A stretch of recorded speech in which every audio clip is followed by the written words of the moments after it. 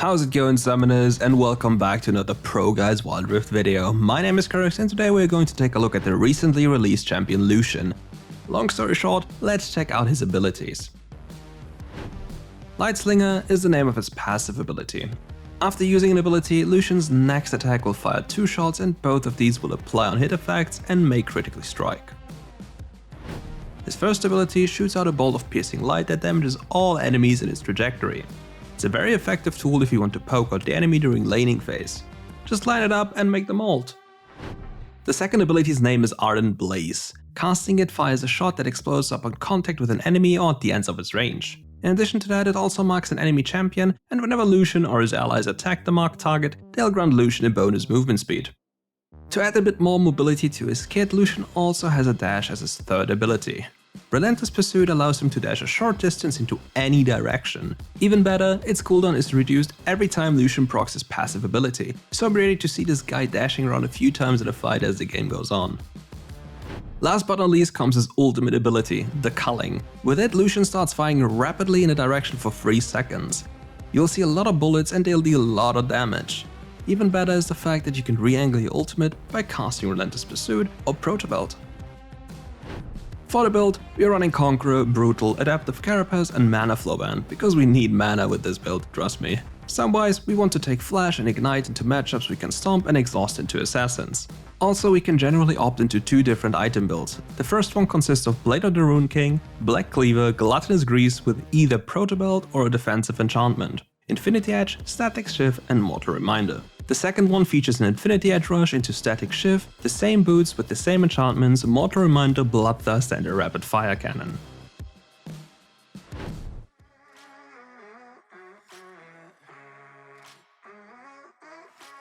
Lucian is a very powerful early game champion. With him on the team, looking for an early invade is almost a given, especially with the likes of Braum. Just run at the enemy and see what you can do.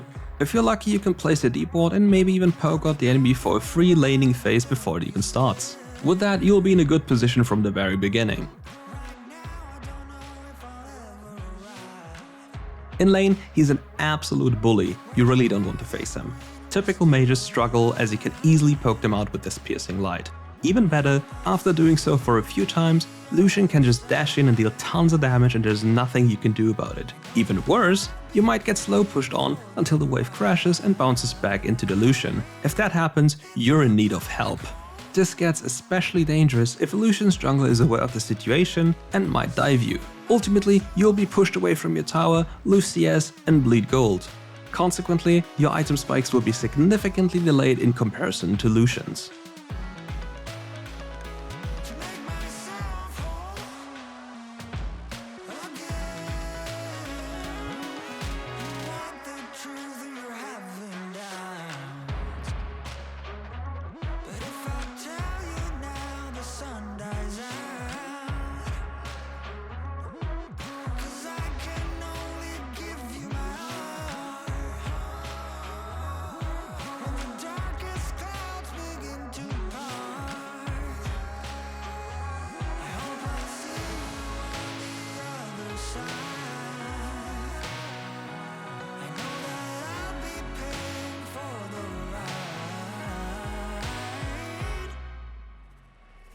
Into the black hole. Sing for my soul. Through the black hole. After resetting, it would be ideal to quickly check what the wave is doing, meaning in which direction does it push. Think of it this way, as the wave pushes into you, the enemy is forced to leave the safety of his turret in order to CS, and exactly this is the moment you shine. Punish him for every mistake. Doing so though usually leads to a lot of jungle attention. To avoid dying, you want to have at least one side of your lane warded and then play towards it. If however you spot the enemy jungle on that warded side, you may just swap sides and hover towards the other one. Nonetheless, you have to be very aware of the situation unless you want to throw your lead. But don't forget to look for those freezes. They force the enemy to act unless they want to lose gold and XP, but if they want to contest those, they might have to risk their life for it. Now it's just up to you to instantly punish the enemy's positioning and make sure he isn't allowed to have any breathing room. To grant yourself additional security though, when you're going this aggressive, it's very important to check the map and see what your jungle is doing. When you spot him shadowing your lane, you might as well lean towards him and bait the enemy into a trap.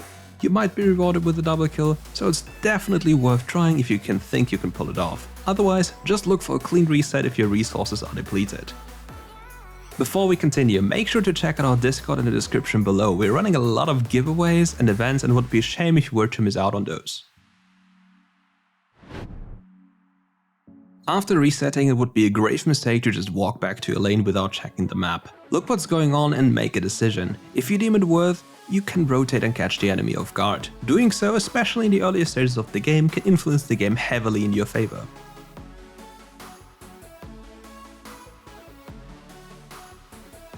Try and keep spawn timers in mind for that as well. As dragon spawns at the 4-minute mark, you might consider making a play briefly before it spawns, as its success usually guarantees the dragon. Free kill, free dragon.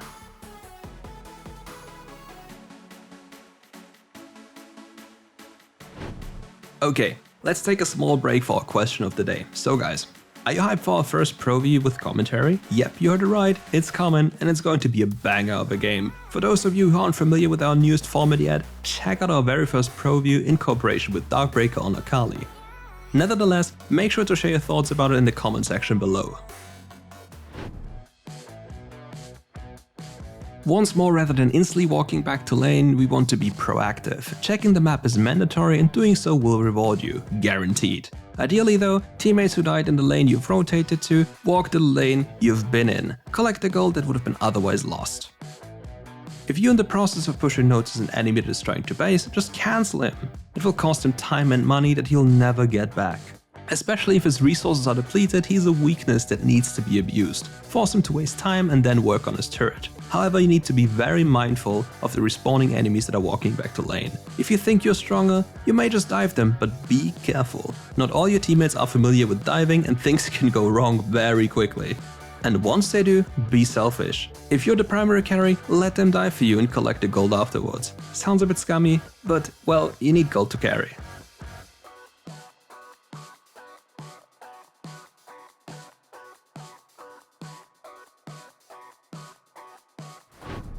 Another asset you may utilize to carry games are objectives.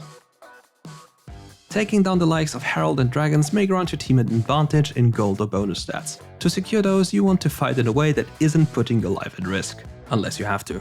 Keep your distance and wait for an opportunity to dash in. Play it slow and observe your surroundings. Use your ultimate ability to poke the enemy from range if you feel like going too close is too dangerous. But always push your limits. Go for fights and learn how to maneuver your champion. Don't just sit back all the time, because that way you won't improve.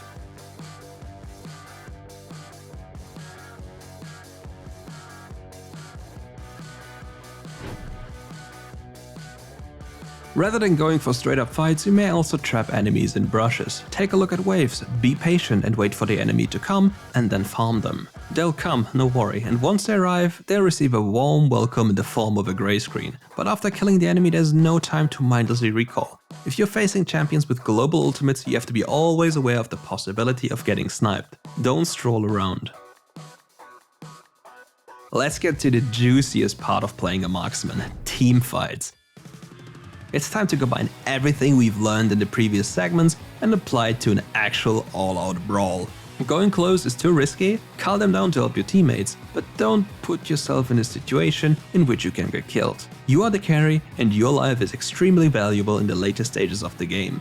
Patiently wait for an opportune moment in which you can burst on an enemy out of position, trust in yourself and go for the play when you see it. But also don't overreach when you don't have to. Play it slow and assess the situation properly. Once more, wait for that moment to pounce, observe the fight, and look for an isolated enemy to take care of.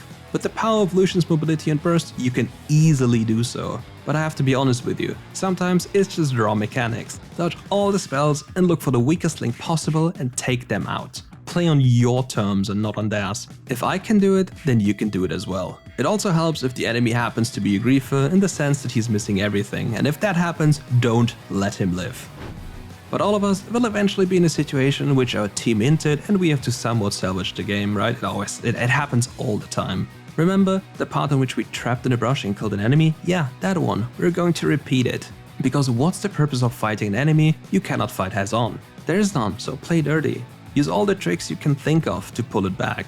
Use your surroundings to your advantage, create space with your spells, and if it comes down to it, and you see some Yordle trapped in the Baron pit, go hit the Baron and walk off. He's stuck in that pit unless he flashes out or has some other kind of mobility spell. Yet again, try to play the fight on your terms. Back off, lifesteal back up and wait for assistance. Bait him into thinking that you're doing something else than you're actually doing. Then get the enemy's attention and let your teammate take care of the rest.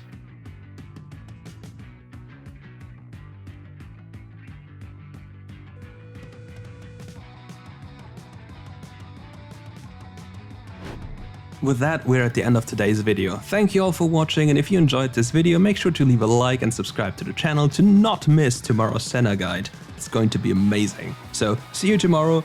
Peace.